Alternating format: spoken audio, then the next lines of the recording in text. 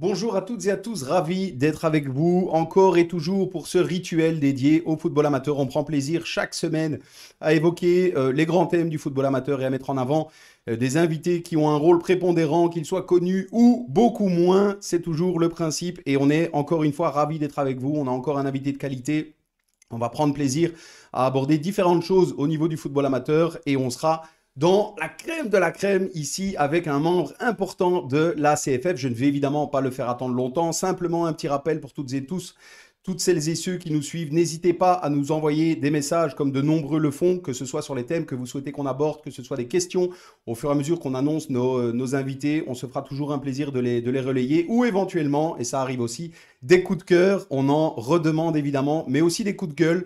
On n'hésitera pas à en parler. C'est le but aussi. Pour rappel, cette émission, c'est avant tout celle du football amateur. Voilà pour aujourd'hui. Je ne fais pas attendre notre invité plus longtemps. On lance un tout petit jingle et on accueille notre invité.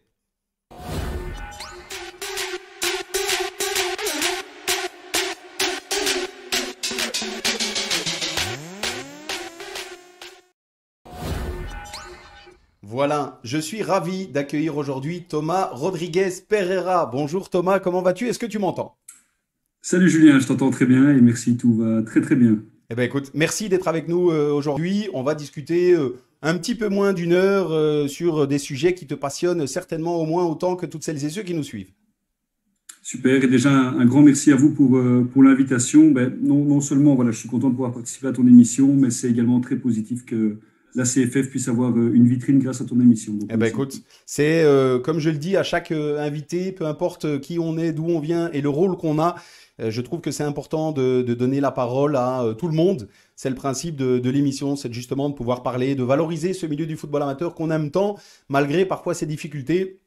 Et on en abordera notamment quelques-unes ensemble aujourd'hui. On va rentrer dans le vif du sujet, Thomas, pour ne pas perdre de temps, parce qu'on a pas mal de choses à voir ensemble. Tout d'abord, on fait toujours ça avec nos invités. On souhaite toujours en apprendre un petit peu plus sur le parcours de notre invité. Donc tu es, je le rappelle, Senior Operation Manager au sein de la CFF, également président fraîchement élu, on va dire ça comme ça, de l'école des jeunes de la Royale Union Saint-Gilloise, que je salue Tout à fait. évidemment. Hein. J'ai un petit passé au sein du club, j'y ai joué 10 ans. Dis-nous un petit peu quel est ton parcours, comment es-tu arrivé jusque-là? Moi, si tu veux, Julien, en fait, au départ, j'ai eu une carrière très modeste de footballeur. J'ai joué dans des petits clubs, mais des clubs dans lesquels j'ai pris beaucoup de plaisir. Comme gardien de but, j'ai joué D'accord, tu étais à gardien de l'Union but. Lannoy, j'ai joué à l'Union Lannoy, qui était encore le RC Sorin à l'époque, et ensuite au RCS Brennois. Et voilà, par après, je me suis lancé dans des études en commerce international à l'EFEC, et puis je suis passé à l'ICHEC pour faire un master en sciences commerciales. Et en fait, l'amour du foot m'a vite relié de nouveau à ma passion. J'avais envie vraiment de faire de ma passion mon métier. Et donc voilà, depuis 9 ans maintenant, j'ai la chance de travailler pour l'Association des clubs francophones de football. J'ai commencé en tant qu'assistant du président il y a 9 ans. J'avais été engagé à l'époque par David Delferrière, qui était secrétaire général et qui est notre actuel président. Et depuis, voilà, j'ai fait pas mal de chemin. J'ai pris beaucoup de plaisir à grandir en même temps que la CFF. Et je pense qu'au départ, on est parti d'une petite ASBL façon de parler qui gère quand même, il faut savoir, les compétitions pour plus de 200 000 affiliés et 700 clubs. Et donc, on s'est vraiment énormément développé au cours de ces dernières années, notamment depuis l'arrivée de notre secrétaire général et directeur technique, Daniel Bocard, qui a lancé de multiples projets. Eh ben écoute, Euh, c'est évidemment hyper agréable d'entendre, c'est toujours l'intérêt de l'émission que finalement, voilà, on a encore affaire aujourd'hui à un passionné, donc tant mieux. Tout à fait, tout à Justement, fait. par rapport à ça, parle-nous un petit peu de ton rôle pour l'instant et puis finalement des responsabilités qui t'incombent. Mon rôle à la CFF, si tu veux, je travaille en étroite collaboration déjà avec le secrétaire général, notre président et le conseil d'administration en général, mais aussi avec toutes les équipes au sein de la CFF. Alors, Senior Operations Manager, j'aime bien dire que ça veut rien dire, mais c'est un terme justement qui englobe pas mal de choses. Donc, en fait, si tu veux, moi déjà, premièrement, je suis membre de la cellule de pilotage, qui est une cellule composée de 3 senior managers et du secrétaire général de la CFF, qui est chargée de donner une direction stratégique pour tout ce qui est opérationnel au sein de la CFF. Je suis responsable des ressources humaines de la CFF, donc quand il y a un engagement ou quoi, ça passe par moi, les interviews, etc. Je chapeaute et je dirige tout ce qui est également département communication et marketing. Alors ça, je précise, c'est important de le dire, on ne travaille qu'avec des externes à ce niveau-là parce que voilà, la CFF, notre priorité, ben, c'est évidemment le football et le terrain. Bien sûr. Ça, c'est des choses qui viennent en plus, entre guillemets, pour encadrer toutes les activités qu'on fait. Je suis responsable aussi, en gros, de tout ce qui est proximité club, donc c'est-à-dire je chapeaute le département label et les packs proximité club, qui sont donc repris par différents managers, mais donc avec lesquels je travaille pour arriver à développer les objectifs de la CFF. Et je suis aussi également responsable direct des coordinateurs provinciaux, qui sont, je dirais, les garants de la proximité entre la CFF et ces 700 clubs. Et alors, en plus de ça, je le fais depuis que je suis assistant du président, je suis secrétaire du conseil d'administration, ce qui me permet également ben, non seulement de rapporter les projets du terrain en coordination avec mon secrétaire général, et d'ensuite faire redescendre l'information vers tous nos staffs pour qu'on puisse avancer en symbiose. C'est ça. Mais donc tu disais, ça veut rien dire. En fait, c'est un peu tout et rien en même temps. C'est simplement parce que tu es tellement multitâche qu'il est finalement difficile de décrire avec exactitude le rôle que tu occupes, tellement finalement tu es un petit peu touche à tout au sein de la CFF. Peut-être, oui, mais ça vient peut-être aussi de par mon profil au niveau des études. En fait, quand j'ai commencé ma mission à la CFF, le président m'a dit à l'époque, je veux que tu touches à tout. Donc, ma chance que j'ai eue, c'est que j'ai eu le temps, entre guillemets, d'apprendre à connaître tous les rouages de la CFF. Et voilà, j'aime ce que je fais, je m'investis. C'est vrai que c'est pas mal, ça prend beaucoup de temps de travail. J'ai une femme qui est assez compréhensive à ce niveau-là, d'ailleurs. Mais je t'avoue que je m'amuse et comme je le dis, tant qu'on peut permettre, par ce qu'on fait au football en Fédération Wallonie-Bruxelles, de se développer, ben, je pense que c'est une belle mission et je pense que c'est un chouette boulot. Donc voilà, je suis vraiment C'est ravi pour vrai. ça. Bah écoute, tu as en tout cas de la chance évidemment, et puis c'est toujours intéressant hein, pour celles et ceux qui peut-être te connaissent un petit peu moins à titre personnel, bah, d'en apprendre un petit peu plus sur ton rôle au quotidien, et puis effectivement sur les passions. Est-ce que tu taquines encore un petit peu le ballon de temps en temps? Alors oui, oui, en toute simplicité, avec des amis, ça nous arrive de jouer. J'essaye de ne pas faire de pub. Je ne sais pas si c'est une marque ou pas, mais on se retrouve de temps en temps au Fit Five entre On potes peut, chez pour. nous, on n'a pas ces problématiques-là, Thomas. Donc, tu peux y Ok, aller, tu peux citer qui tu ok, veux sans parfait. aucun problème. Ben, c'est bon à savoir. On se retrouve parfois quand le temps me le permet de faire des Fit Five et franchement, on prend beaucoup de plaisir. Je te cache pas qu'aujourd'hui, ben, étant jeune papa, étant fort actif dans le boulot, ce qui me fait plaisir, c'est le terrain, mais c'est aussi la troisième mi-temps qui suit après où on passe du bon temps. Mais voilà, je pense que c'est ça qui fait la magie du foot aussi. C'est vrai, exactement. Bah, je ne peux évidemment que confirmer, hein. J'ai le même avis. Donc, le plaisir d'abord simplement de taper dans le ballon, hein, peu importe, encore une fois, Tout à comme je fait. le dis toujours, avec qui ou le niveau, ça n'a réellement finalement pas beaucoup d'importance. Et puis, bien Tout sûr, à bon, fait. cette troisième mi-temps, quand on peut se le permettre, si on peut joindre l'utile à l'agréable, on va pas s'en priver. Voilà.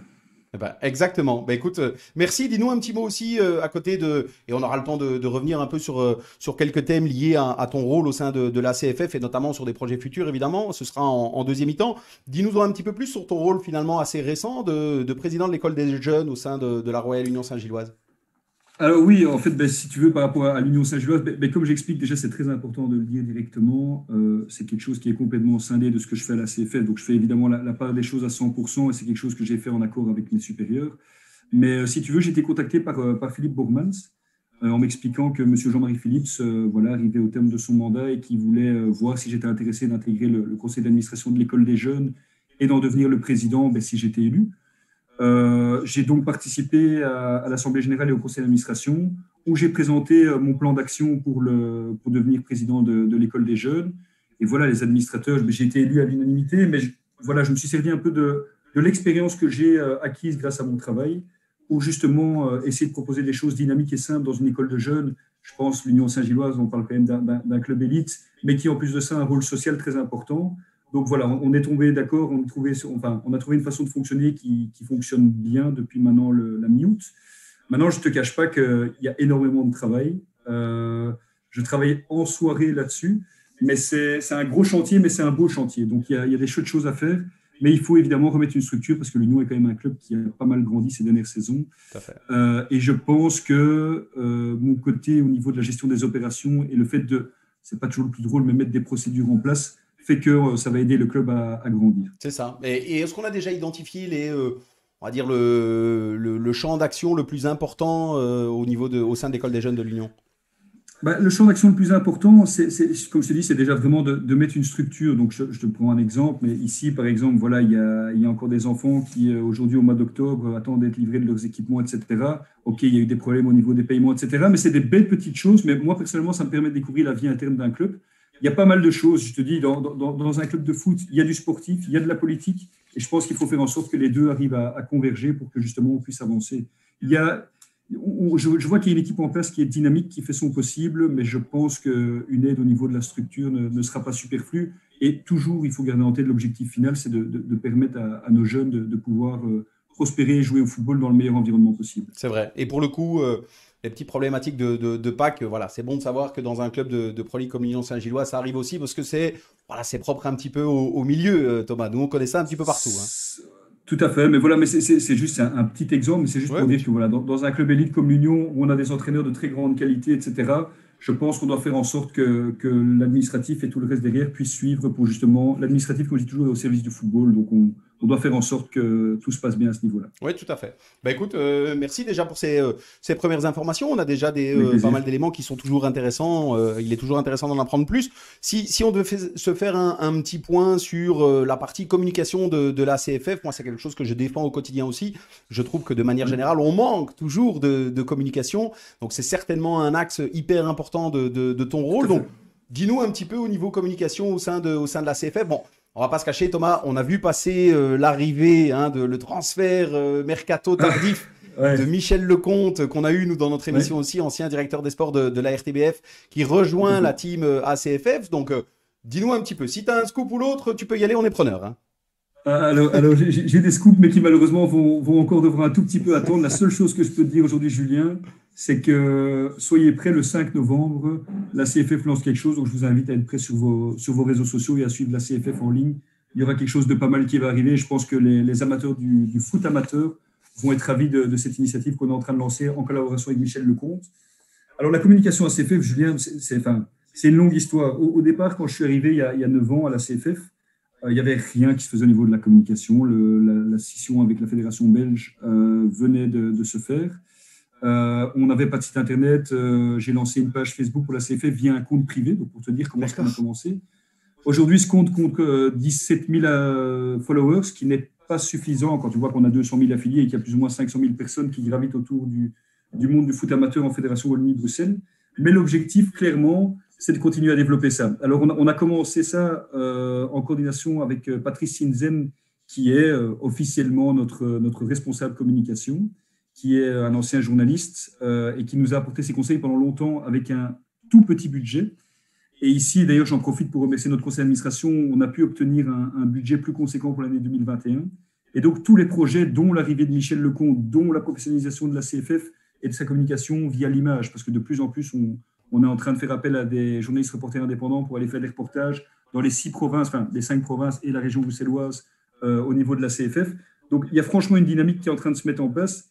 Et je peux te promettre que pour avoir été au départ, c'est vraiment chouette de voir qu'aujourd'hui, on travaille avec un content planning, qu'on se professionnalise et que surtout, on est en train de réussir à atteindre notre objectif, c'est-à-dire toucher nos fans, les jeunes joueurs, les jeunes joueuses qui sont sur le terrain tous les jours et qui aiment le football. Top. Bah, Alors, écoute, nous, on en ouais, redemande, ouais, hein, de donc toute ça, c'est façon, hyper Thomas, important. de tout ça. Donc, Voilà. tout ce qui est visibilité, Et, évidemment, on est partie prenante. Donc, on en redemande. Donc, n'hésitez pas, et allez-y. Il y en a quasiment jamais assez.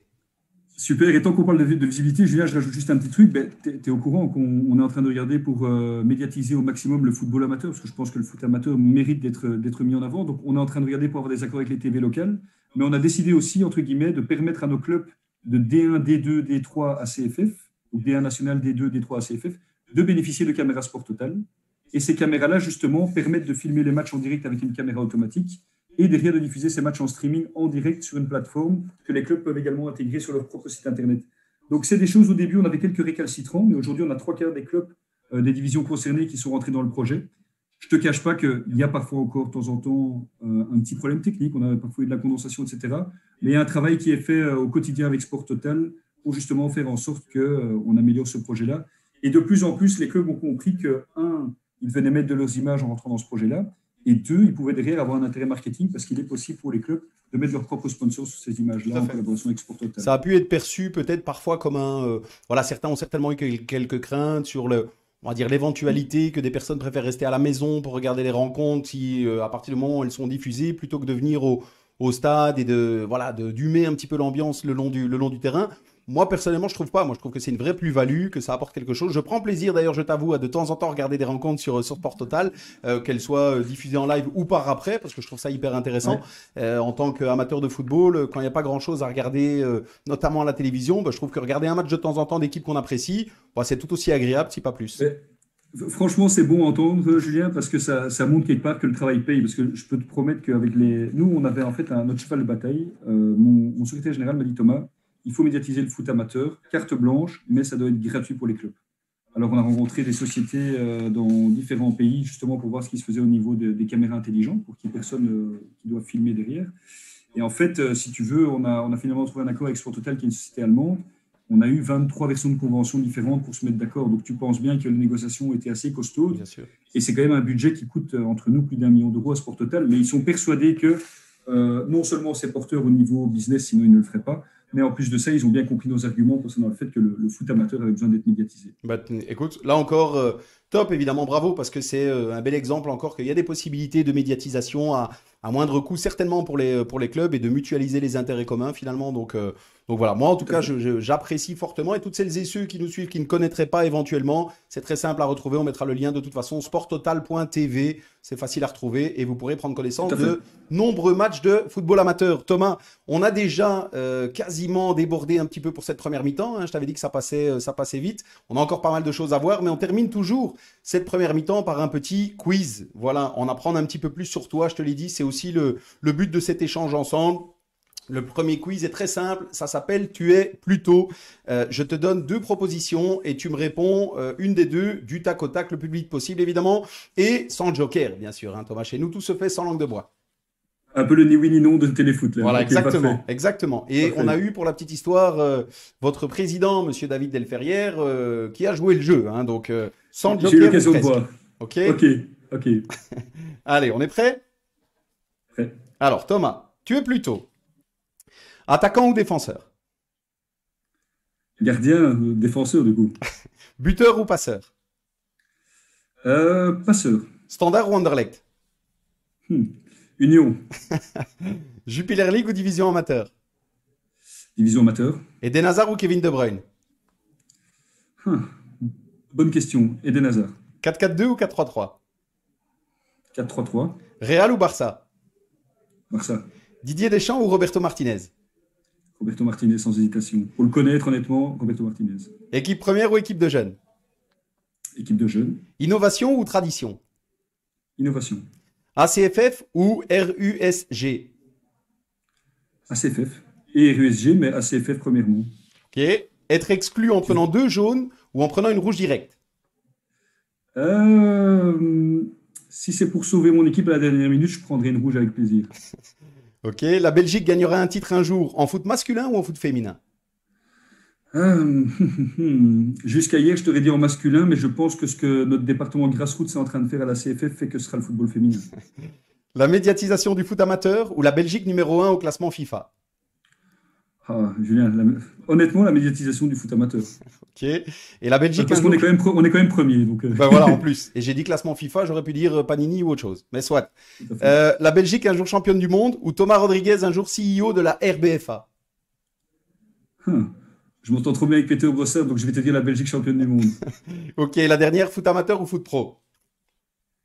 Foot amateur, Ouais, ben voilà. la Ben écoute, base. La merci base. Thomas, merci d'avoir joué le Merci à jeu. toi. Tu peux revenir si tu veux sur un des choix que tu as dû poser. Si tu veux mettre un petit mot d'explication sur l'un ou l'autre choix que tu as dû faire.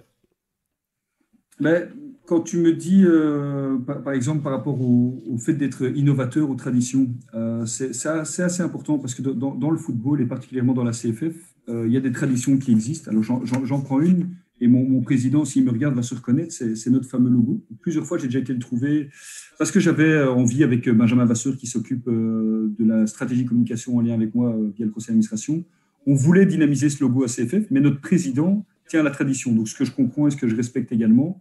Donc, on est en train d'innover au niveau de la communication. On va peut-être trouver un nouveau logo dans le cadre de notre nouveau projet avec Michel Lecomte, mais Ah, tout en alors, quand respectant même notre fameux un petit logo scoop, là, quand même, ACFF. qui sort. Hein, peut-être dans notre nouveau projet avec Michel Lecomte, peut-être que voilà. Ok, il y Mais a quelque ici, chose. on avance. Il y a quelque chose. Ok, bah écoute, top, merci. Effectivement, innovation, tradition, tu le sais, Thomas, pour vivre aussi au quotidien dans le milieu, ça parle Ouais. beaucoup. On parle beaucoup hein, de conserver des traditions qui, parfois, pour certaines, sans incriminer personne, mais pour certaines, sont peut-être un petit peu dépassées, alors que beaucoup voudraient effectivement de l'innovation et le fait de coller un petit peu Ouais. plus à la dynamique actuelle de la société dans laquelle on évolue. Donc, voilà, encore une fois, c'est intéressant d'avoir une réponse en direct de quelqu'un comme toi qui évolue au sein même de la CFF. Merci Thomas pour toutes ces réponses et d'avoir Merci joué le Julien. jeu pour ce quiz. On clôture déjà cette première mi-temps, mais on enchaîne et on continue. On marque une toute petite pause de quelques secondes et on se retrouve juste après pour la deuxième mi-temps.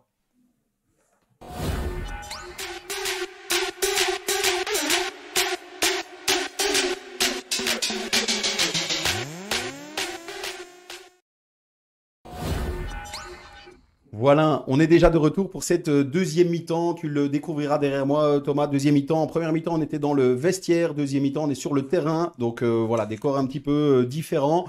On va On faire rentre dans le vif du sujet. là encore quelques petits points. Le premier, peut-être assez rapide. On n'a pas besoin de s'étendre longtemps, mais sur le protocole Covid, c'est vrai qu'il y a pas mal de.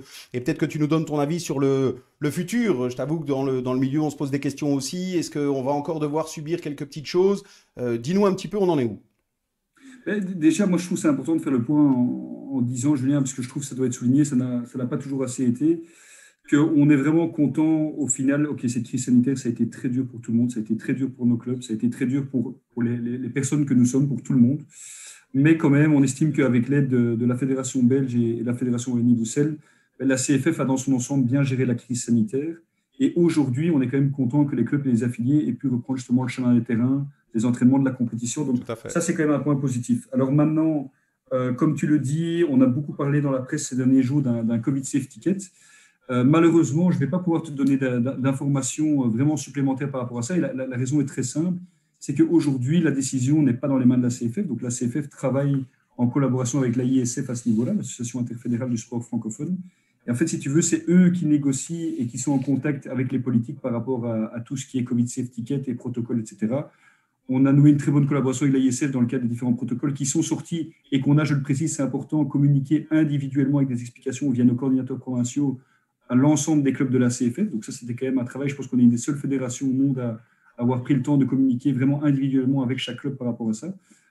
Aujourd'hui, on est dans l'attente. Donc, j'aimerais bien pouvoir donner plus d'informations, mais je te mentirais en disant quelque chose. Donc, on est vraiment dans l'attente, mais je tiens à le dire, il n'y a rien qui est décidé aujourd'hui. Donc, tout ce qu'on peut dire dans la presse, il n'y a encore rien qui n'est à 100% sûr. C'est ça. Bah, écoute, très bien. C'est là encore clair. Je pense que tout le monde est conscient que c'est une situation, on va dire, relativement compliquée et qu'il y a encore des enjeux qui sont en discussion pour l'instant. Donc tout le monde se doit d'attendre un petit peu les décisions une fois qu'elles seront prises, qui seront communiquées. Donc certainement, on sera attentif au service communication de la CFF du coup.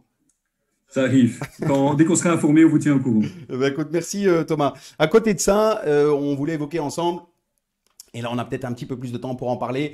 Un des focus, tu me disais justement de la CFF dans le futur, c'est la mise en avant ou le soutien de différents projets sociaux.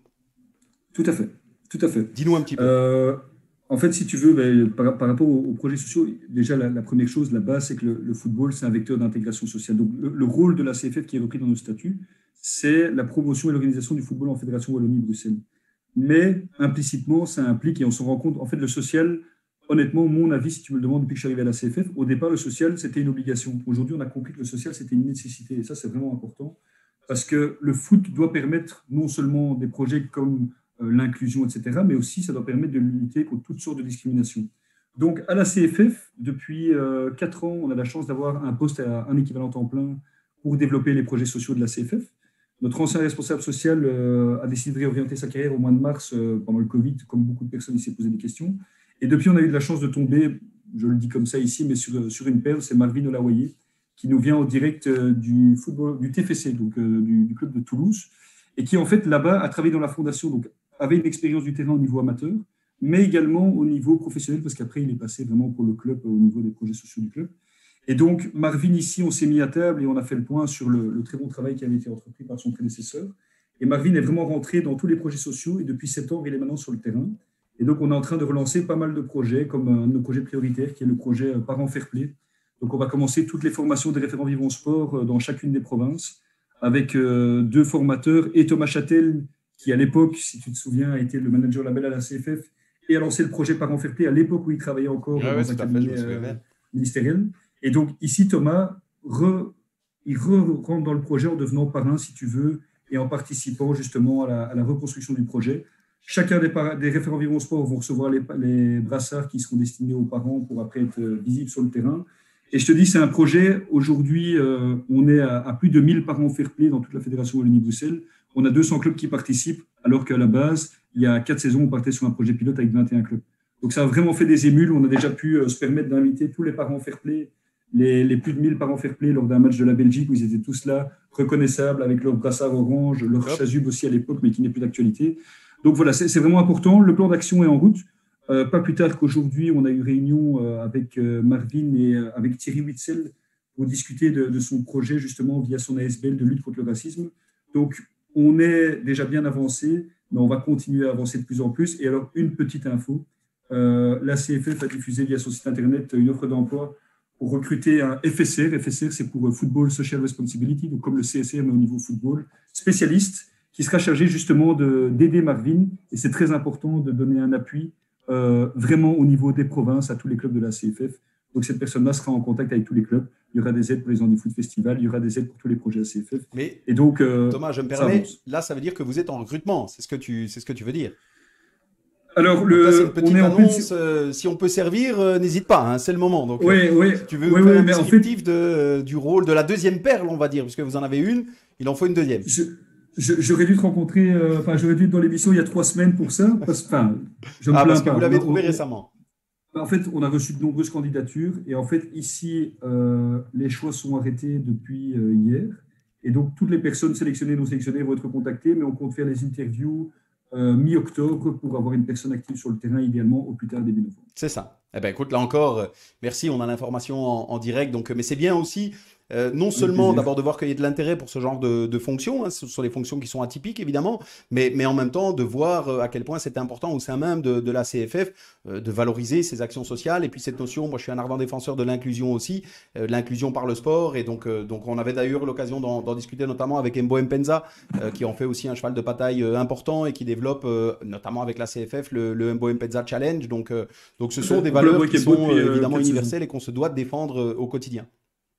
100% d'accord. Ouais, on est convaincus et on a de la chance d'avoir Gaston Schross, qui est trésorier de la CFF, qui est également représentant à l'UEFA pour tout ce qui est thématique FSR.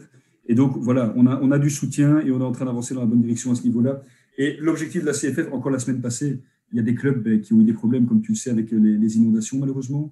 La CFF, via son département social et via son secrétariat provincial de Liège, a organisé toute une série d'actions pour permettre aux enfants de recevoir des packs. Donc, pas seulement les enfants des clubs sinistrés, mais aussi les enfants des régions, les régions sinistrées.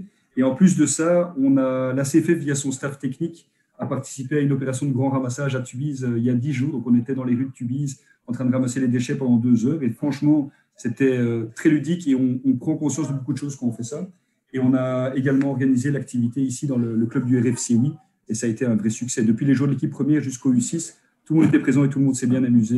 Donc, c'était super et le message est bien passé. Top, mais là encore, bravo Thomas. Est-ce que justement, avec les années finalement qui passent et ce genre d'actions qui sont entreprises, est-ce qu'on a eu à un moment donné au sein de la CFF une sorte de prise de conscience sur la position qu'avait la CFF et comment elle était perçue au sein même des clubs? Moi, je t'avoue très honnêtement, pour y avoir évolué aussi au sein de différents clubs, on avait parfois l'impression qu'un fossé existait entre des organismes comme la CFF et la réalité du terrain. Alors, à ce niveau-là, je ne peux pas te donner tort parce que je sais que ce fossé a été ressenti par certaines personnes. On l'a vu dans la presse parce qu'il ne faut pas croire, on lit la presse évidemment, on a eu des retours par rapport à ça. Mais ce que je tiens à préciser, c'est que la CFF, justement, a mis depuis maintenant 5 ans la proximité au centre de son attention avec ses clubs. Donc, c'est pour ça que les coordinateurs provinciaux ont été recrutés, c'est pour ça qu'on a fait des workshops dans toutes les provinces. Pardon. Et donc, ça avance vraiment à ce niveau-là. C'est ça. Donc, ce n'est encore finalement que le début d'une collaboration encore plus étendue et puis, on va dire, plus agréable pour toutes les parties. Tout à fait. Ce qu'on souhaite évidemment à tous. tout à fait. C'est ça. Pas de souci. Si tu veux boire quelque chose, vas-y, hein, n'hésite pas. Autant, comme je te l'ai dit, chez nous, on peut citer des marques hautes. Si à un moment donné tu as soif, n'hésite pas. Sers-toi quelque chose. Donc, j'ai d'ailleurs, moi, je te le dis, mon petit verre d'eau ici avec moi, hein. Donc, Mais on voit que tu as l'expérience, parce que moi, j'ai rien prévu, mais ça va aller. Ça va aller. écoute, si à un moment donné, on doit marquer une petite pause, tu me le dis, hein. On peut le faire et tu te sers vite quelque chose. Parfait, mais avançons, ça va aller. Ah ben écoute, on continue. Je voulais aussi aborder un petit peu plus rapidement, je t'avoue, Thomas, ensemble. On a entre notre deuxième mi-temps et troisième mi-temps ici de l'émission. J'intégrerai une séquence. On se fait fort, nous, dans l'émission, au fur et à mesure des semaines, de mettre en avant justement des actions sociales, des actions solidaires entreprises par les clubs ou des initiatives voilà, solidaires ou parfois même des innovations, des nouveautés qui peuvent être intéressantes à relayer. J'ai eu un échange très intéressant qui sera diffusé en même temps que l'émission avec Thibaut de Reit qui est chargé de projet au Panathlon Wallonie-Bruxelles. Et le coup de cœur de cette semaine, tu dois certainement savoir ce que c'est, mais c'est la campagne Arbitre premier supporter du match qui se fait notamment en collaboration avec la CFF. Oui, tout à fait, oui. Donc cette action est coordonnée chez nous par Alexandre Boucaud, qui est responsable du recrutement des arbitres. Et on a en fait renoué des liens avec Panathlon. On est de nouveau sous convention de collaboration depuis quelques mois. Et je dois dire que ça se passe très bien. Ce genre de projet-là fait sens et on est vraiment à 100% derrière eux pour ce genre d'activité-là. Via notre département, ici, recrutement de l'arbitrage géré par Alexandre Boucaud. C'est ça. Bah, écoute, on passe nous aussi là un petit message, hein. Si Monsieur Boucaud veut à l'occasion venir participer à l'émission, on se fera un plaisir de l'accueillir parce que le rôle de l'arbitre, hein, et particulièrement dans le football amateur, est extrêmement important, trop souvent décrié, je trouve, alors que on doit maintenant le mettre beaucoup plus comme un acteur majeur du sport, comme j'en parlais justement ce matin avec Thibaut. Donc là encore, bravo pour cette campagne de sensibilisation à ce rôle particulier qu'est le rôle d'arbitre. Et donc, au plaisir, si jamais, hein, au sein même de vos bureaux, si à un moment donné tu le croises le long d'un couloir, n'hésite pas à lui passer le message. Il est le bienvenu, au même titre que beaucoup d'autres personnes. Je n'y manquerai pas. Eh ben écoute, merci. Là encore, on avance. On avait encore un petit point. On a discuté ensemble de la médiatisation du football amateur et de Sport Total. Est-ce qu'on peut espérer, et là je fais un petit clin d'œil, j'avoue, Thomas, à Michel Lecomte, on en avait discuté entre nous même après l'émission. Est-ce qu'on peut espérer dans le futur que la médiatisation du football amateur soit étendue d'une manière un petit peu différente? On a parlé ensemble de Sport Total et donc de la retransmission finalement de rencontres. Mais parfois, il n'y a évidemment pas que ça. Certains entraîneurs, certains présidents, certains formateurs, coordinateurs de jeunes ou autres mériteraient, je trouve, en tout cas c'est un avis personnel, mériteraient aussi de pouvoir donner un avis de temps en temps dans des émissions où on est trop souvent concentré sur le sport professionnel. Ouais, alors, je ne vais pas te cacher que par rapport à ça, le travail qu'on est en train de faire avec nos journalistes reporters indépendants qui écument les provinces et les activités de la CFF, on est en train de donner la parole justement au staff des clubs, aux bénévoles des clubs, aux arbitres, aux dirigeants. Donc, on est vraiment rentré ici dans cette optique-là. La CFF veut montrer qu'elle est proche du terrain. Donc, de plus en plus, quand on fait des reportages, on ne filme pas que les staffs à CFF. Tout ce qui nous intéresse, c'est tous nos membres dans leur ensemble, et pas le micro, mais le macrocosme du football. Notre futur projet, je te le promets, devrait faire la part belle également à toutes ces personnes-là. D'accord. Mais donc, écoute, au moins, vous avez maintenant la personne idéale pour faire le liant entre... voilà. Comme Michel me l'a dit quand on s'est rencontrés la première fois, la CFF a un produit exceptionnel et lui a une belle expérience. Donc, je pense que le chemin a été fait pour se rencontrer et je promets à tout le monde et j'espère vraiment que la CFF et sa communication va continuer à se développer pour mettre en avant toutes les activités positives qu'on organise au bord des terrains et sur les terrains, et aussi et surtout de pouvoir mettre en avant tous les footballeurs, les footballeuses, les bénévoles, les arbitres et les dirigeants de notre football en Fédération Wallonie-Bruxelles. Ah bah écoute, merci Thomas. Là encore, hein, c'est tout le mal qu'on vous souhaite, puisque on sera évidemment attentif à tout ça, et c'est ce que globalement dans le milieu tout le monde souhaite, hein, la mise en avant de tout type de profil. Je pense que c'est toujours aussi appréciable, donc tant mieux que ça continue à se développer. On arrive déjà tout doucement à la fin de cette deuxième mi-temps. On a encore quelques petites choses à voir en troisième mi-temps. On va marquer là encore une toute petite pause pour celles et ceux qui regardent l'émission. On intégrera maintenant donc le coup de cœur vécu, je l'ai dit, avec Thibaut de Reit. Et donc vous en apprendrez plus sur cette campagne, arbitre premier supporter du match. Donc ça dure une petite dizaine de minutes. Et puis nous, on se retrouve juste après, Thomas, pour la troisième mi-temps. À tout de suite. Parfait, à tout de suite.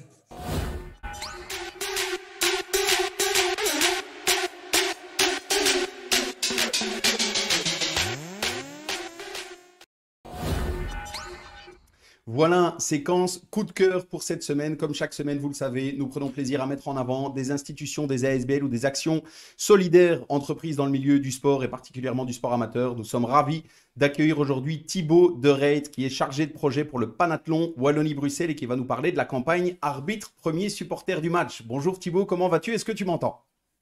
Bonjour Julien, je t'entends très bien. Merci déjà pour l'accueil dans ton émission. Avec grand plaisir et merci d'être avec nous. Donc, on va rentrer évidemment directement dans le vif du sujet.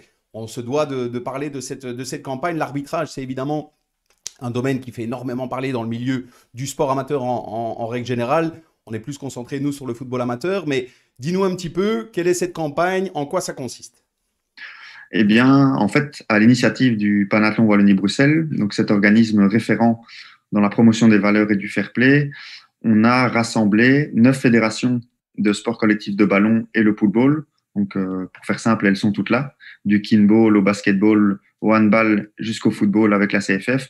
Ben, elles ont décidé de s'unir au nom des valeurs du sport et du fair play pour porter un message sur l'arbitrage. En fait, la situation est assez simple, les enjeux sont communs, il y a de moins en moins d'arbitres et de plus en plus d'arbitres de clubs qui doivent officier dans les matchs de sport collectif. Donc, il y a moins d'officiels. Et donc, on s'est dit, au nom du fair play, on aimerait montrer à tout le monde que l'arbitre, c'est cette personne qui finalement lie les deux équipes de manière positive et crée ce moment entre les supporters, les joueurs, qui plaît à tout le monde. On a tous connu cette scène, et spécialement dans le football, où c'est le délégué de l'équipe adverse qui doit arbitrer. Ça ne plaît à personne parce que c'est pas facile pour lui, ni pour les deux équipes, etc. Donc, c'était vraiment dans cette dynamique qu'on a lancé cette campagne Arbitre, premier supporter du match. Très bien, écoute, c'est effectivement, je pense, plus que nécessaire, hein. Pour en parler régulièrement, c'est un sujet qui fait réagir quasiment tous les week-ends. On parle régulièrement du manque d'arbitres dans que ce soit les matchs de jeunes ou les divisions amateurs, et aussi des problématiques que rencontrent les arbitres. Donc, c'est une bonne chose de voir aussi que finalement, toutes les fédérations sportives voilà, se sont associées au Panathlon Wallonie-Bruxelles voilà, pour faire partie de cette campagne qui, comme tu l'as dit, concerne tout le monde. Oui, tout à fait. Elle concerne surtout l'atmosphère, on a envie de dire l'atmosphère positive du match. On l'aime tous. Il y a quelques jours, il y a eu France-Belgique. On a fluctué sur plusieurs émotions. Donc, on se dit, waouh, le sport, ça véhicule quand même Ne des nous rappelle émotions. pas de mauvais souvenirs, hein, Thibaut. Hein. Forcément, j'aurais bien voulu que ce soit une victoire, mais voilà, émotion très positive en première mi-temps. Deuxième mi-temps, émotion plutôt négative, positive, puis à la fin négative. Et donc, on se dit que dans le sport, il y a quand même ce côté ingrat qui peut déplaire et créer des émotions. Et l'arbitre, il est là justement pour jouer sur ces émotions, faire apprendre aux jeunes à respecter des règles, etc. Et on se dit, c'est lui le liant qui permet à ces instants d'avoir lieu, ces instants qu'on apprécie tous, et donc on a envie qu'il y en ait de plus en plus, et mettre en avant cette image sexy, stylée de l'arbitrage, car finalement, ceux qui arrivent au haut niveau, c'est des sportifs comme tout le monde qui sont entraînés, qui sont déterminés, et qui peuvent permettre cet instant d'apprentissage aux valeurs, on va dire, pour les jeunes. Tout à fait. Et est-ce qu'il y a, parce que là encore, évidemment, le fait que notamment de jeunes arbitres finalement décident d'arrêter en fonction des épisodes, on va dire, malheureux qu'ils peuvent vivre sur certains terrains, c'est un fait qui est connu depuis malheureusement de nombreuses années et qui finalement ne s'améliore pas. Est-ce qu'il y a des initiatives, on va dire, plus spécifiques ou des actions qui seront entreprises pendant cette campagne, justement pour sensibiliser à tout ça? Oui, tout à fait. Donc, la campagne a démarré ce samedi 9 octobre, donc c'est-à-dire sur plus de 1000 terrains dans 10 sports différents. Tous les arbitres de clubs ou officiels vont porter cette chasuble. Ici, c'est écrit à l'envers peut-être. Arbitre premier supporter du match pour sensibiliser l'entourage de ces matchs à toute la problématique et les enjeux dont on a parlé. Ça, c'est la première action. C'est aussi mettre en avant ces arbitres clubs qui sont des parents, des entraîneurs, qui en plus de jouer à la personne qui lave les maillots, qui transporte les joueurs, ont aussi cette casquette d'arbitre. Et là, ils se rendent compte que c'est pas très évident. Et donc, on les met en avant avec cette chasuble aussi. La chasuble, elle va rester dans les clubs pendant toute l'année, on va dire. Et la première action, c'est le fait que pendant 2 semaines, tous ces arbitres la portent en même temps pour, on va dire, s'associer au message positif. On veut justement ne plus parler du côté négatif de l'arbitrage. On veut mettre en avant tous ces côtés C'est ça. positifs. Finalement, l'idée qui ressort, qui est un objectif ambitieux, mais néanmoins extrêmement nécessaire, c'est de refaire en sorte que l'arbitre devienne un membre réel du jeu et pas forcément celui qui qui a le mauvais rôle et qui est là pour réprimander, pour prendre des sanctions. Il est malheureusement, évidemment, le rôle fait que, mais il est trop souvent perçu uniquement comme quelqu'un qui vient pour imposer des règles et pour faire un petit peu le sale boulot, je vais dire ça comme ça, alors qu'on dit toujours, sans arbitre, généralement, il n'y a pas de rencontre, ou alors de manière beaucoup plus compliquée. Oui, tout à fait. Je pense, Julien, que tu as très, très bien résumé la situation. On imagine, par exemple, dans le football, l'arbitre, il est habillé différemment. Il arrive tout seul à son match pour arbitrer, deux équipes avec des supporters sur les côtés. Donc, c'est déjà pas facile. Il est dans sa bulle, isolé. Et après, on râle s'il n'y en a pas. Donc, il faudrait, nous, on veut inverser la tendance en se disant, mais waouh, le fait qu'il y ait toutes ces personnes dévouées, ça permet à des matchs d'avoir lieu et de créer des moments d'émotion. Finalement, le sport, on l'aime tous, surtout pour ses émotions. Oui, tout à fait. Et encore une fois, moi, évidemment, j'ai été entraîneur aussi. Je me suis parfois un petit peu énervé le long du terrain, mais toujours en étant correct et respectueux, hein, j'insiste. Mais c'est vrai qu'on vit sa rencontre, donc je peux comprendre ces notions d'emportement, évidemment, dans les limites de la correction, ça c'est certain. Mais c'est vrai que c'est aussi difficile dans la mesure où l'arbitre, finalement, c'est quasiment le seul membre pour lequel la totalité des membres externes présents peuvent s'accorder pour être contre une seule personne. Autant les supporters adverses vont évidemment se chamailler entre eux, autant ils peuvent tout à fait d'un côté et de l'autre se retourner tous contre l'arbitre. Il n'y a que ce rôle-là finalement qui peut générer ce genre d'émotion. Oui, c'est exactement ça. Donc on se dit waouh, respect. Maintenant, on a envie de changer ce regard justement de toutes ces personnes autour du match en leur disant mais l'arbitre, il faut le remercier.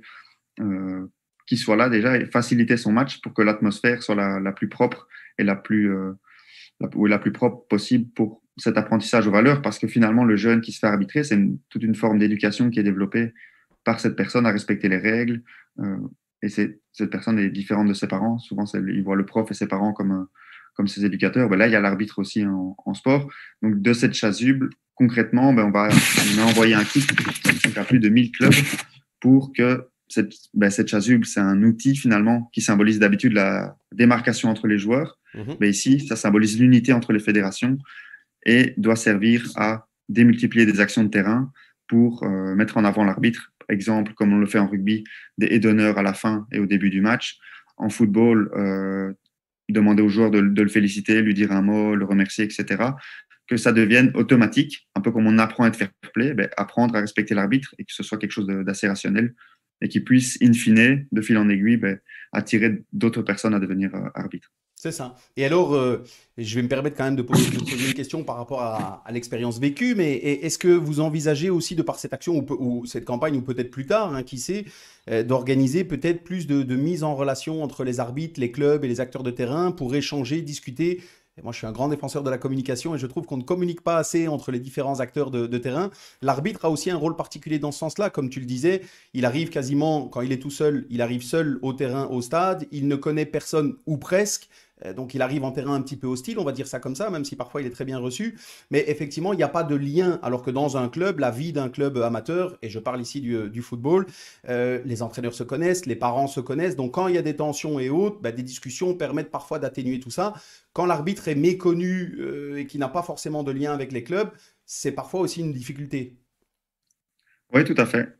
C'était une des actions lors des réunions qu'on a fait avec les fédérations. Ils nous disaient que c'était, pour eux, ils estimaient important d'organiser, comme tu as dit, ces rencontres entre les arbitres, les entraîneurs d'une équipe, les parents, pour, on va dire, le voir d'un autre point de vue, peut-être un côté plus informel, et qu'ils puissent se poser des questions et échanger, et ne plus voir comme simplement cette personne seule en noir avec qui est le manieur de cartes et qui siffle les fautes et est là pour réprimander. Non, c'est ce liant, c'est ce constituant positif du sport qui apprend aux jeunes à respecter des règles et qui crée cet instant d'émotion pour les supporters et les joueurs. Donc, finalement, c'est l'arbitre qui rapproche les jeunes du haut niveau.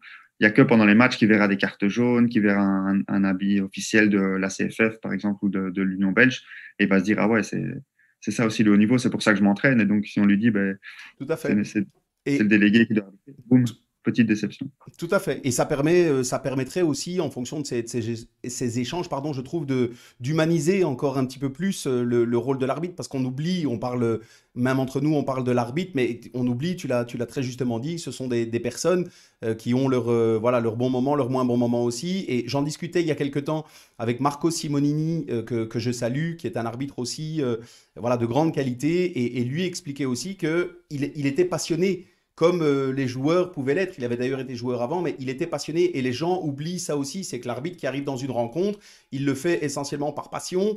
On ne peut pas dire que ce soit réellement pour autre chose, mais en tout cas par passion. Et donc, lui aussi a envie de vivre une rencontre agréable, que ça se passe bien. Certes, il est là pour instaurer les règles et faire respecter un petit peu l'ordre, on va dire ça comme ça, mais en tout cas, son ambition aussi en venant dans une rencontre, c'est de prendre du plaisir, même si certains ne le comprennent pas, c'est le cas.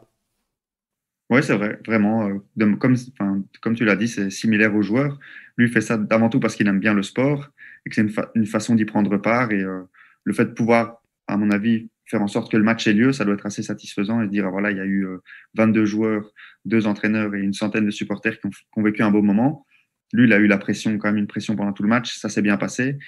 C'est un peu le métronome de l'atmosphère. Il doit aussi, au-delà du règlement, il doit sentir, c'est ça qu'on oublie de temps en temps, il doit réussir à sentir l'atmosphère et calmer directement des éventuelles tensions qui peuvent avoir lieu ou simplement avec un mob et calmer un joueur. C'est ça qu'on se dit, waouh, c'est vraiment un métronome, quoi. Et au service du sport et des valeurs, d'où le panathlon. C'est vrai. Bah, écoute, tout à fait. Mais donc, évidemment, vous étiez notre coup de cœur de cette semaine. On est ravis d'avoir relayé cette action sportive et sociétale. Donc, voilà, bravo au Panathlon Wallonie-Bruxelles, à toutes les fédérations de sport collectif qui s'y associent.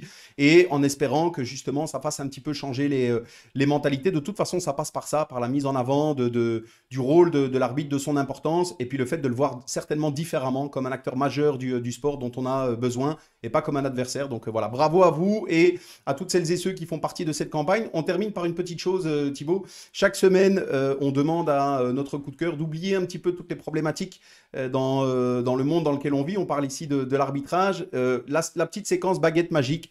On te donne maintenant une baguette magique.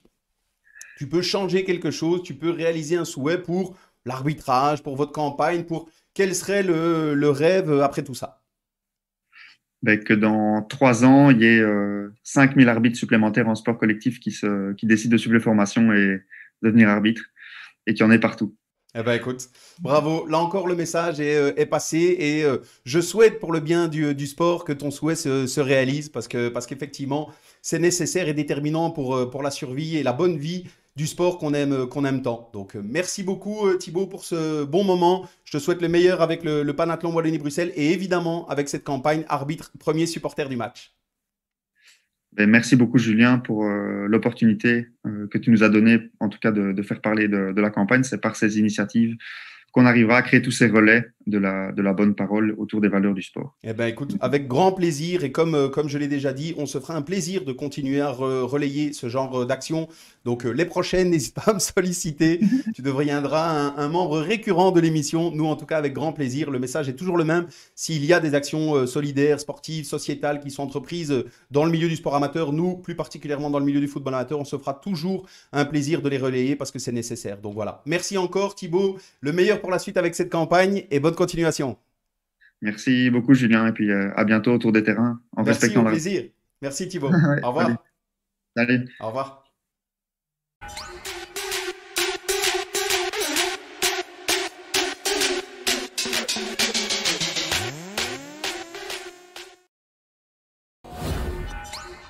Voilà, on est déjà de retour en troisième mi-temps. Je t'ai dit Thomas que les pauses étaient courtes, hein, donc... J'ai vu, tu n'as pas menti. Ben voilà. J'insiste à nouveau. Si à un moment donné tu veux boire quelque chose, n'hésite pas. Hein. Je ne veux pas que tu te... Non, ne t'inquiète pas. Ça va, c'est gentil. Eh ben, écoute, très bien. Je me suis arrangé, j'ai trouvé quelqu'un qui m'a... Ah ben voilà, magnifique. Tu seras bientôt équipé. On démarre cette troisième mi-temps, Thomas, par un petit quiz. Un deuxième petit quiz. Donc, on en a deux dans l'émission. Oui. Le deuxième est un petit peu différent. Celui-ci s'appelle « Tu es fan de ». Ok, très simple. Je te cite quelque chose et tu me réponds avec la première chose qui te vient à l'esprit. On apprendra ainsi à en connaître un petit peu plus sur toi. N'hésite pas à boire une petite gorgée avant ce quiz. Et voilà, je suis là. Voilà, on y est. On démarre. Tu es prêt? Je suis prêt. Ok, Thomas. Tu es fan de une compétition? La Ligue. Un championnat étranger? Pour le coup. La Ligue. Un joueur qui t'a fait rêver étant jeune? Philippe de Wild. Philippe de Wild. Un geste technique? Gardien de but. La roulette. La roulette. Une institution dans le football? Une institution, si je cite la CFF, je triche ou Allez, une tu institution peux. avec laquelle Corporate jusqu'au bout, non, on la laisse passer. non, une institution avec laquelle, enfin deux institutions avec lesquelles on échange pas mal, c'est la Ligue Handisport et la FEMA. Ok. Au niveau, justement, Un entraîneur mythique. Roberto Martinez. Une sélection nationale. Bon, je vais te dire ce qui m'a fait rêver petit alors. L'Argentine quand j'étais petit, aujourd'hui la Belgique. Ok. Le meilleur gardien actuellement. Thibaut Courtois, quoi qu'on dise. Beaucoup Ok. de gens, beaucoup Le de meilleur joueur actuellement. Le meilleur joueur actuellement. J'adore De Bruyne, j'aime bien Lewandowski, mais je suis un fan depuis toujours d'Ibrahimovic. Il se fait un peu vieux, mais je l'aime toujours beaucoup. Ah bah voilà, Ibrahimovic. Et la dernière, une équipe dans laquelle tu aurais rêvé jouer. L'Ajax Amsterdam. L'Ajax d'Amsterdam. Ouais. Donc tu étais fan de l'Ajax. J'étais fan de l'Ajax à l'époque de Jari Litmanen. C'était l'équipe que j'adorais. Ouais. Ah bah écoute. J'ai même voulu devenir hollandais, mais j'étais vraiment très petit. Merci, bah écoute, merci pour ces réponses. Moi, je me dois, hein, Thomas, je suis obligé de faire un petit retour. Bon, on a senti que tu étais corporate, c'est normal et on le comprend.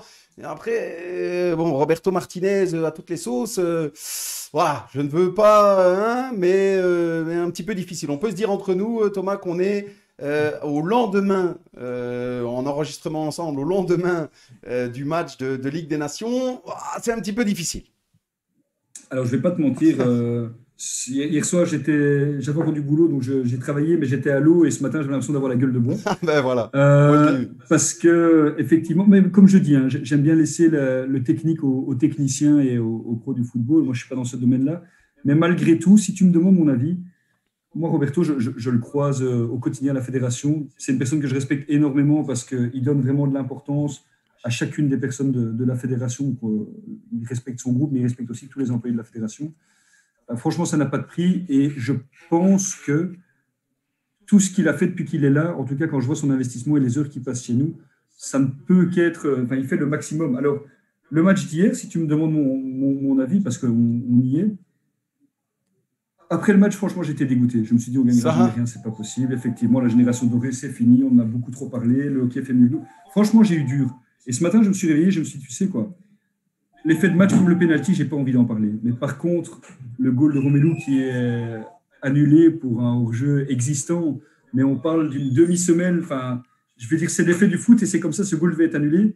Mais si la Belgique n'avait pas eu les moyens de réagir et qu'à 2-2, entre guillemets, la France avait marqué, fin du match, voilà, là je t'aurais dit, ouais, effectivement, il y a peut-être un problème. Mais quand je vois ici qu'on arrive encore à réagir, à relever la tête, parce que c'était 2-2, on venait de prendre 2 goals, on était nulle part en deuxième mi-temps, selon moi. Tout à fait. Quand je vois ici la réaction quand même qu'il y a eu avec ce centre fantastique de Carrasco, je me dis que j'entends qu'on parle de manque de caractère et tout ça, mais là, c'est juste un fait. On parle de quelques centimètres. S'il n'y a pas ça, le caractère, on n'en parle plus. Hein, comme l'arrêt de Donnarumma sur le tir de De Bruyne en début de match contre l'Italie. C'est vrai. Mais voilà, c'est le football. Je suis d'accord, Thomas. Maintenant, moi, je me fais un petit peu l'avocat du diable. Hein. Évidemment, je peux me permettre d'avoir un avis un petit peu différent. Et puis, c'est l'avantage dans le football, c'est qu'on peut ne pas toujours être d'accord sur tout et néanmoins en discuter ensemble. Donc, je suis tout à fait d'accord avec cette notion de phase de jeu. Comme tu le dis, ça se joue à rien. Là, bien sûr, on est d'accord. Je pense que Tielemans, évidemment, ne doit pas faire cette intervention non plus. S'il n'y a pas la VAR qui intervient, il n'y a pas de pénalty non plus. Donc, il y a sujet à discussion. Ça, c'est certain. Ça se joue sur des détails. Après, là où moi, j'ai plus de mal, c'est quand on mène 2-0 dans une rencontre, qu'il reste 45 minutes à jouer et qu'on est complètement inexistant en deuxième mi-temps. De là, les gens, effectivement, parlent de caractère. Certains parlent d'animation qui était à ce moment-là défaillante en deuxième mi-temps, d'un manque de réaction d'eux. On n'est pas du tout là pour faire le procès d'eux. Voilà, c'était un échange d'avis, Thomas. Donc, je comprends tout à fait le tien et je le partage sur certains aspects. Pas sur tous, j'avoue. Non, mais la seule chose qui est moche, c'est que notre nouveau responsable social est français. Et tu penses bien qu'à 2-0, je ne me suis pas gêné. En plus. Et du coup, finalement, la réunion de ce matin a été animée. Ah ben en plus, écoute, moi, j'ai eu dans les 3 derniers invités, j'ai eu la semaine passée Majid Sba. Et puis juste avant ça, c'était Jérémy Perbet et Julien Gorus, 2 Français, où on avait justement plaisanté un petit peu sur ce match de Ligue des Nations. Donc voilà, il n'y a pas de quoi fanfaronner. On ne rigole plus aujourd'hui. Voilà. Exactement. Écoute, merci en tout cas d'avoir là encore répondu aux questions. et d'avoir abordé quelques sujets un petit peu dérivés. C'est aussi le Avec but. plaisir. Une fois qu'on parle de foot, on sait que ça peut dévier un petit peu et qu'on pourrait en parler pendant des heures. On a toujours aussi une petite séquence, Thomas, on demande toujours à notre invité de nous expliquer, c'est le moment un petit peu anecdote, je vais dire, on demande toujours d'expliquer le pire et le meilleur souvenir vécu dans le milieu du football. Alors peu importe le rôle que tu pouvais avoir, que ce soit dans ton rôle au sein de la CFF, que ce soit avant en tant que joueur, comme tu veux. Dis-nous un petit peu si tu devais choisir le pire et le meilleur souvenir. On commence par le pire. Oh, le pire souvenir, c'est quand j'étais joueur, c'était au RCS Brennois, j'étais en pleine croissance, je devais avoir 15 ans, on faisait l'exercice de l'horloge à l'entraînement, et en allant chercher le troisième ballon, on s'entraînait sur un terrain annexe qui était assez spongieux. Mon épaule est restée coincée dans le sol, et je me suis cassé la coracoïde. Aïe. Et donc, ce qui fait que j'ai été, entre guillemets, out pendant 4 mois. Et de là, en fait, quand j'ai voulu revenir, voilà, je me suis fait les ligaments de la cheville. Arrivé à 16 ans, c'est l'âge où on commence un peu à découvrir les joies des sorties, voilà, un peu réfléchir à son avenir pour les études et tout ça. Et j'ai complètement arrêté le football suite à ça. J'ai continué à jouer en mode récréatif pour m'amuser au futsal et tout ça avec des amis. Mais je t'avoue que c'est un petit regret que j'ai. C'est un petit regret, donc c'est le pire souvenir parce que c'est ce qui a fait que j'ai arrêté de jouer au football, c'est le blessure. Ah bah écoute, merci. Là encore, on comprend hein, souvent, on comprend tout à fait, mais souvent quand on demande le pire, c'est souvent lié évidemment à des blessures. Donc comme on le dit toujours, à partir du moment où on est passionné, le plus important, ça reste d'être en bonne santé pour pouvoir le faire. Donc bien sûr, on comprend tout à fait. Bon, enchaînons avec quelque chose de plus positif si tu devais choisir. Bon, il y en a peut-être beaucoup, hein, je le dis toujours, mais là, dis-nous un petit peu si tu dois en sortir un, ton meilleur souvenir. Alors, dans les meilleurs, il y a une campagne de Ligue des Champions, je crois que c'était 2001-2002, où j'avais eu la chance, grâce à mon beau-père de l'époque et mon père, d'aller voir des matchs au Sporting Anderlecht. Et je me souviens que l'époque, Kolo Radzinski m'avait fait pas mal rêver. Et notamment, j'étais dans le stade quand on a battu de mémoire la Lazio Rome 1-0 à domicile avec un goal de Radzinski. Et enfin, quand Anderlecht a battu la Lazio Rome, et aussi quand on avait battu, je pense, le Real Le Madrid. Real Et là, Madrid. franchement, Le Real Madrid c'était 2-0. ouais, le Real Madrid, et je me souviens que même Manchester était passé à la trappe cette Ouais, année-là. tout à fait. En plus, c'était le grand Manchester avec Fabien Barthez, mon tant que gardien de but, tu penses bien que j'avais des étoiles dans les yeux. Donc ça, en tant que Belge et supporter du football belge, ça m'a vraiment marqué, et c'est des super souvenirs. Et alors aussi, toutes les participations que j'ai eues aux grands tournois, que ce soit l'Euro, la Coupe du Monde, c'est vraiment des souvenirs. L'ambiance qui règne, je me souviens que la veille du match à l'Euro 2016 contre l'Irlande du Nord, on s'est retrouvés dans un bar à faire la fête avec les Irlandais. En fait, c'est ça qui est génial, c'est que le football, ça n'a pas de couleur, ça n'a pas de drapeau, tout le monde, tous ceux qui aiment le foot savent communiquer ensemble et s'entendre grâce à ce qui les rassemble. C'est vrai. Bah, écoute, là encore, merci Thomas pour ce chouette souvenir. Moi, je me souviens aussi très bien de cette belle campagne et de ce duo hein, atypique qui avait fait tellement de dégâts au niveau européen. Donc, moi, j'ai la chance de ne pas être supporter d'une équipe en particulier, donc j'aime prendre plaisir. Voilà, en regardant un match pour n'importe quelle équipe ou autre, à partir du moment où la performance sportive est voilà, notoire, c'était le cas, c'est le moins qu'on puisse dire à cette période-là du Sporting d'Anderlecht. Donc voilà, merci pour tout ça. Je suis obligé, on a toujours dans l'émission aussi, Thomas, on demande toujours à nos invités qui sont souvent en lien direct avec un club et donc une activité dans leur club, on demande toujours un petit moment prono. Toi ayant alors, on a parlé un petit peu de l'équipe belge. Il faut quand même que tu nous donnes ton avis. Dis-nous un petit peu. Là, on est au lendemain, on l'a dit, d'une désillusion, d'une nouvelle désillusion. Qu'est-ce qu'on peut espérer? Dis-nous un petit peu dans le futur, ton avis. Est-ce qu'on va encore pouvoir justement vivre ce genre d'émotion pour notre équipe nationale belge? Tu me parles de la Coupe du Monde 2022 ou à plus long terme? Bah, écoute, déjà la Coupe du Monde 2022, et puis je te laisse la brèche ouverte si jamais tu sens que c'est mal parti pour la Coupe du Monde 2022 et pour se garder une porte de sortie pour plus tard. Alors, mon avis pour la Coupe du Monde 2022, c'est qu'on arrivera, je pense pas avec l'étiquette de favori, parce que voilà, Ça, c'est sûr. on est dans une génération qui est un peu plus vieillissante par rapport à notre fameuse génération dorée dont on parlait. Mais je pense que le rôle d'outsider pourrait très bien nous aller, parce que, à mon avis, avec un peu moins de pression, avec peut-être quelques réglages à faire encore d'ici là, mais ça, je compte évidemment sur le staff et sur l'équipe nationale pour faire le nécessaire, c'est leur métier.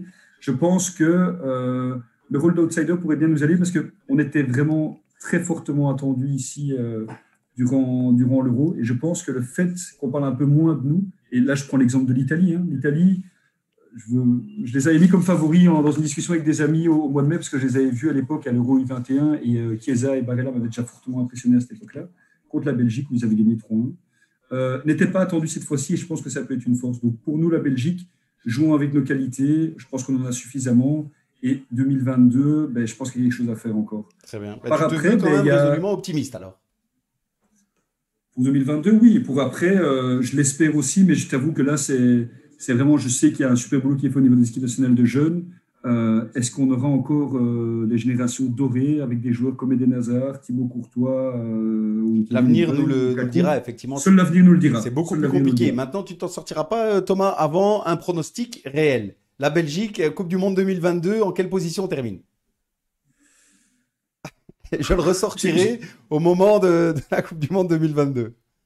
Alors, si tu veux mon avis, j'espère premier ou deuxième, mais pas troisième. Pas troisième, on est habitué à ça. Premier ou deuxième, ça va, plutôt que troisième. Mais premier ou deuxième, c'est vraiment, évidemment, premier, ce que j'espère. Allez, si tu me demandes de me mouiller, je te dirais au minimum les quarts de finale. Allez, quart de finale, et puis de toute façon, tu l'as dit, premier ou deuxième. Donc, c'est enregistré, on suivra ça. Et puis, évidemment, là encore, moi, je ne souhaite qu'une chose, c'est que tu aies raison, hein, Thomas. Bien sûr qu'à partir du moment où la compétition démarre, on a tous envie d'aller au bout, et c'est bien normal, même si on est tous, voilà, on a tous un petit peu peur pour l'instant. Il y a beaucoup de questions qui se posent. Espérons qu'on aura encore une équipe compétitive, ça, j'en suis persuadé. Prête à aller jusqu'où, on verra bien, et on mettra notre costume de supporter pendant cette Coupe du Monde 2022. Une des dernières choses, Thomas, on arrive tout doucement à la fin de l'émission, hein, déjà. On demande toujours à notre invité de profiter un peu de cette vitrine ensemble pour faire passer un petit message, que ce soit à la communauté du football amateur, à la CFF, tes collaborateurs, peu importe. Dis-nous un petit peu si tu devais adresser un message. Ben, un message, déjà, c'est à l'attention de nos clubs amateurs de football, c'est de leur dire que la CFF fait le maximum et que vraiment la proximité est au centre de notre plan stratégique 2020-2024 et que donc, ils doivent savoir qu'il y a une oreille. La CFF, déjà, on écoute nos clubs et on est vraiment là pour les aider. On tient compte via des enquêtes, etc., justement, de l'avis des dirigeants, des bénévoles, des entraîneurs, parce qu'on veut vraiment permettre au football amateur en Fédération Wallonie-Bruxelles de se développer au maximum. Et alors, un message, c'est surtout de remercier l'ensemble des équipes de la CFF parce que je peux te dire que depuis notre département technique jusqu'au département arbitrage, jusqu'aux provinces, à notre conseil d'administration et aux ententes, il y a un travail vraiment de SAP qui est fait au service du football amateur. Ce n'est pas souvent assez remarqué, mais je tiens vraiment à le mettre en avant et je profite, merci Julien, de la tribune que tu m'offres pour faire passer ce message-là. Eh ben écoute, là encore merci et c'est le but évidemment, donc avec plaisir, c'est là encore un chouette message que tu as pu adresser. On va tout doucement clôturer Thomas déjà ensemble, on a un dernier petit rituel, quand on se dit au revoir avec nos invités, on se demande toujours de se faire un petit bilan, que tu puisses me dire si tu considères que je t'ai traité correctement, donc si tu as des griefs à me faire, n'hésite pas, c'est le moment. Okay. On vient de passer quasiment une petite heure ensemble, un tout petit peu moins, dis-moi un petit peu comment tu t'es senti. Alors Julien, franchement, ça s'est très bien passé. Dans tous les cas, si c'était mal passé, je pense qu'on serait retrouvé un jour sur un terrain de FIFA ou autre, donc on aurait pu s'arranger. Mais ça s'est vraiment très bien passé. Oui, non, mais ça s'est vraiment très bien passé. Merci beaucoup. Et surtout, ce qui est important, c'est que j'ai vraiment senti ici le respect dans ton approche du foot amateur et la connaissance. On sent que tu as occupé plusieurs casquettes dans le monde du foot amateur. Et donc, franchement, très bien traité, un grand merci et je reviendrai, la CFF reviendra. Merci beaucoup. Eh ben, écoute, c'est noté, moi de même, Thomas, évidemment. Merci beaucoup. Là encore, comme je le dis souvent, je sais que c'est pas toujours évident de se rendre disponible. On a toutes et tous des emplois du temps chargés. Donc voilà, merci de t'être rendu disponible pour les échanges avant l'émission. Et puis évidemment, pour ce chouette moment qu'on vient de passer ensemble, je pense que c'est important. Et grâce à toi, on a pu apprendre encore une fois beaucoup de choses qui sont intéressantes. Donc comme je le dis toujours, à partir du moment où on communique, c'est je trouve qu'on ressort avec quelque chose de positif. On est enrichi d'un échange avec des personnes qui sont passionnées et qui ont certaines compétences, comme tu l'as démontré encore une fois aujourd'hui. Donc merci beaucoup à toi pour ce bon moment. Je te souhaite évidemment le meilleur avec la CFF de manière générale, bien sûr. Un petit clin d'œil aussi pour l'arrivée de Michel Lecomte. Je lui souhaite lui aussi le meilleur et qu'il fasse le maximum, je n'en doute pas, pour continuer à médiatiser, à mettre en avant le milieu du football amateur qu'on aime tant et qu'on continuera à défendre. Donc, le meilleur à toi pour la suite et surtout de continuer à prendre beaucoup de plaisir, Thomas. Merci beaucoup. Un grand merci, Julien. Merci beaucoup. Et à la prochaine. Bonne journée. Merci. Merci, au revoir. Ciao, ciao merci, Thomas. salut. Ciao. Ciao.